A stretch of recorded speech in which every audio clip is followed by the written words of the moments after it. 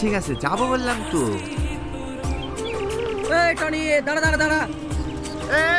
পরে আমি ক্লাসে আছি। কি রে শিমন, তোকে তো পাত্তাই দিল না। আমিও তাই ভাবছি, শালা বাড়িতে বউ রেখে এত ফোন কার কাছে করে? শালা যখনই দেখি তখনই কানে ফোন।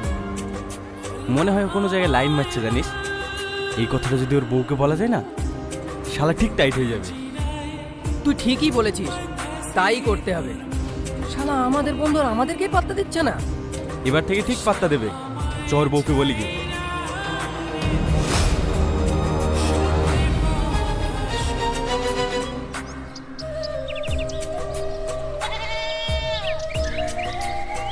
ভাবি, ও ভাবি, বাড়িতে আছো?